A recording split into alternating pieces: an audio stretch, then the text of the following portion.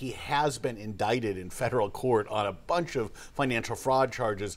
Also, he's effectively admitted guilt in Brazil, where he used to live. He has Brazilian origins, and he's paid some restitution down there. So he's got a lot of problems. Welcome to The Debrief, where we talk with the Washington Examiner's top journalists about the headlines they're covering this week and where the story's going next. I'm Sarah Bedford, and I'm here today with magazine editor David Mark. And David, there's been some action on the George Santos front this week. It's almost like its own beat at this point. But tell us about what's going on with Congressman George Santos. Right. George Santos, of course, was elected to an open, newly created House seat on the North Shore of Long Island. He was one of many Republicans from New York who swept into office in 2022 and gave Republicans a bare majority. Shortly after Election Day, stories started to emerge that he had, to put it mildly, exaggerated his background and talking about his educational background, that he had been a volleyball star in college. Some really more serious stuff about his finances, how he paid for his campaign, because he had little income just a couple years ago, and then his reported income was well into the 7 figures. Anyway, he's basically been proven a fabulist, somebody who made up his entire background.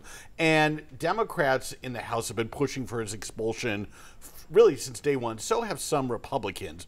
On Wednesday, a Democratic member from Southern California, freshman Robert Garcia, brought up a resolution on the House floor to expel Mr. Santos from Congress. What happened is Republicans holding the majority did what they called tabling it, putting it off to the side, saying the House Ethics Committee should investigate this thing. It's a way of basically not dealing with it right now and not forcing the issue. But I don't think we've heard the last of this at all. Expulsion, is it a tool that Congress uses often? No, it's very rare. Only 5 members have ever been expelled. 3 of them right after the Civil War started, when they joined the Confederacy. 2 others in 1980 and 2002, when they were convicted in federal court and just refused to resign. There have been plenty of members of Congress who came under scrutiny and were convicted of crimes, but usually they have the good judgment to get out of there, or they get pressured by their colleagues. Occasionally, they don't take the message. So far, Santos has been able to survive, but remember, he has been indicted in federal court on a bunch of financial fraud charges. Also, he's effectively admitted guilt in Brazil, where he used to live. He has Brazilian origins, and he's paid some restitution down there. So he's got a lot of problems.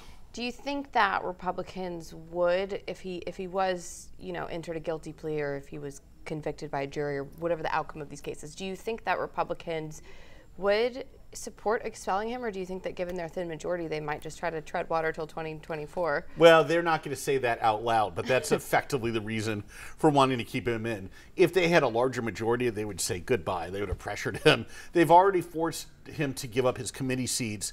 Thing is, there's not much else they can really do. We've learned in the era of Donald Trump, even going back to Bill Clinton, if somebody doesn't have shame, there's only so much you can really pressure them to do. They have to be embarrassed by their behavior.